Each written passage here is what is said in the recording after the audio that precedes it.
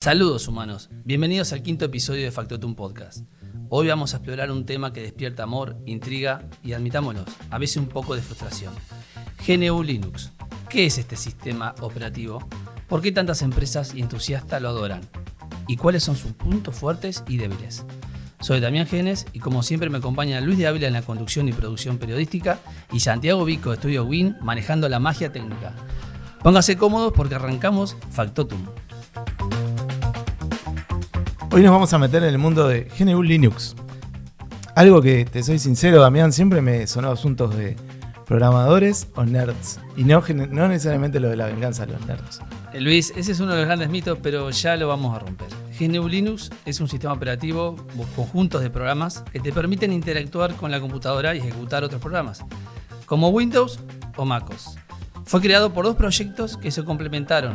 GNU, que es una colección de programas esenciales creada por el estadounidense Richard Stallman en 1983, y Linux, que es el núcleo, creado por el finlandés Linus Torvald en 1991. Juntos formaron GNU Linux. ¿Y cuál es la principal diferencia de Linux? ¿Le puedo decir Linux para los amigos? Podemos generalizar y decir Linux. Bueno, ¿cuál es acordate que estamos hablando de GNU Linux. Nombre y apellido, ahí va. ¿Y cuál es la principal diferencia de Linux respecto al resto de los sistemas operativos? Creo que una gran diferencia clave es que es completamente libre y abierto. Te maté con esto, ¿no? ¿A qué nos referimos con libre y abierto? Significa que cualquiera puede usarlo, estudiarlo, modificarlo y compartirlo. Bien, esa parte técnica la entiendo y la historia también, pero ¿qué gano yo subiéndome al tren de Linux? Bien, primero, es gratis.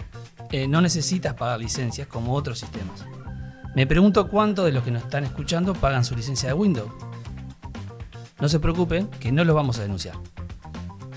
Yo tengo la sospecha que la pagué porque me vino con la máquina. Sí, seguramente sí, porque te vino con la máquina. Y bueno, ¿qué más entonces? La seguridad. Destacaría como segundo beneficio la seguridad. La mayoría de los virus están diseñados para Windows, porque la mayor parte del mercado es de Windows. Y además, GNU Linux tiene una arquitectura para manejo de archivos, procesos y memoria que no permite fácilmente la permanencia de un virus o de un malware. ¿Sabías, Luis, que el núcleo de Linux es la base de los sistemas operativos utilizados en los servidores de Google, Amazon y Netflix? Yo me pregunto, si ellos, estas empresas tan grandes, confían en él para manejar miles y millones de datos, ¿por qué no podrías usarlo tú para navegar o trabajar? Bueno, pero precisamente por eso de que parece demasiado técnico, ¿no? Si lo usan estas empresas tan grandes, ¿no? O sea, ¿en qué me puede ayudar a mí? ¿Necesito ser un experto para manejar este sistema? Por suerte no, porque cada vez, te voy a reconocer que cada vez Linux es más simple. Y hoy en día hay distribuciones que son versiones súper amigables, como por ejemplo Ubuntu o Linux Mint. Son fáciles de usar y te dan todo lo que necesitas desde el primer momento. Navegador, aplicaciones de oficina, reproductores de música y mucho más. ¿Y qué es eso de la personalización? Se habla también de algo como de una opción de esas, ¿no? Aquí viene lo lindo de GNU Linux, que te deja personalizar el escritorio como tú quieras. ¿Te gusta que sea minimalista? Lo tienes. ¿Prefieres algo que parezca salir de una nave espacial? Lo tienes. Justamente una de las críticas que hacen algunos es que hay demasiadas opciones y eso puede confundir un poco al usuario. Sí, pienso un poco que si yo agarro la personalización de alguien no la voy a entender, ¿no? Bueno, es que hay demasiada distribución hoy en día y cada vez salen más. Solo son conocidas, digamos, las más distribuidas, pero hay demasiados y cualquier desarrollador puede hacer su propia versión de Linux. Bueno, y si necesito al guía con esto, ¿no? Si yo me quiero meter en ese mundo, ¿dónde puedo buscar ayuda? Puedes preguntar en comunidades en línea, foros, grupos de usuarios locales. ¿Siguen existiendo los foros? Siguen existiendo los foros. Está Reddit, está YouTube y hay mucha gente que te sorprendería la cantidad de gente que está dispuesta a explicarte lo más básico de Linux. No, eso lo creo porque uno en YouTube encuentra gente que está dispuesta a explicarte todo, absolutamente el origen de la vida y todo lo demás. Suena todo genial, o sea, casi me convences. Casi. Te estoy mintiendo en realidad, pero bueno, casi me convences.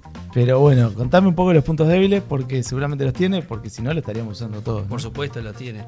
Te voy a confesar que no es para todo. Por ejemplo, Aunque soporta una gran cantidad de hardware, algunos dispositivos recientes, como ciertas tarjetas gráficas o adaptadores Wi-Fi, pueden no ser compatibles con Linux. Bueno, pero si yo quiero saber si mi máquina es elegible para tener Linux, ¿cómo lo puedo saber? Bueno, no tenés que por qué llegar a instalar Linux. O sea, un proceso lento sería que verifiques si esa distribución es compatible con tu computadora. Y otro es, en lugar de instalarlo, verificarlo. O sea, ejecutás el sistema operativo que tenga, la distribución que hayas elegido, y ahí probas todo. Si lee todas las partes, la tarjeta, si lee el Wi-Fi, ahí lo puedes probar, sin tener que llegar a hacer la instalación. O sea, lo ejecutás y ahí ves que funcione todo bien. Y si además eres un gamer que quiere jugar los últimos lanzamientos, aunque Linux ha mejorado muchísimo, no todos los juegos funcionan perfectamente, Luis. Me animaría a decir que hoy en día tal vez el 80% de los juegos se adapten bien a Linux. Bueno, no, yo uso la computadora solo para trabajar. Porque una de mis compras de pandemia fue en PlayStation. Otra cosa que te va a doler, Luis, sé que esto te duele mucho, es el tema del diseño, ¿no? Hay algunas aplicaciones específicas como Photoshop o AutoCAD, no tienen versiones nativas para Linux. Hay otras opciones, pero no son iguales. Parecido no es lo mismo. Totalmente. Puedes usar GIMP, pero no es exactamente lo mismo. Y si eres alguien que no quiere aprender cosas nuevas o ajustarse a configuraciones ocasionalmente, quizás GNU Linux te frustre al principio. Bueno, en el uso que tengo del conocimiento de GIMP me parece tremendo programa, pero bueno, no se asemeja a Photoshop o algunos otros programas de retoque digital. Entonces, sacamos a los diseñadores, sacamos a los gamers, los realizadores audiovisuales, no sé, capaz. Y entonces, ¿para quién más no es Linux? Bueno, como comentamos al principio, aquellos que dependen de un hardware o software muy específico, que no están soportados en ese Linux, o para quienes buscan comodidad absoluta sin dedicar tiempo a aprender también. O sea, gente como medio vaga, ¿no? Perezosos. Bueno, digamos que me convenciste. Tengo una computadora y quiero empezar a usar Linux. Bien. ¿Cuál es el primer paso? Hoy en día es muy simple, mucho más que hace unos años, me animaría a decir. Primero debes elegir una distribución, que hay muchas. Yo te recomendaría comenzar tal vez por Ubuntu o Linux Mint. Buscas en el sitio web el archivo de linuxmint.com o en ubuntu.com. Descargas esa imagen en un pendrive y luego haces la instalación. ¿Tengo que grabarme un CD? ¿Tengo que quemar un CD? Por suerte ahora lo hacemos todos con pendrive. Bien, está muy bien. Bueno, y siguiendo ese procedimiento, ¿me instala el Linux directamente en mi equipo? No tan rápido, Luis. Como te comenté antes, primero puedes arrancar tu computadora desde ese pendrive y probar el sistema, sin instalar nada.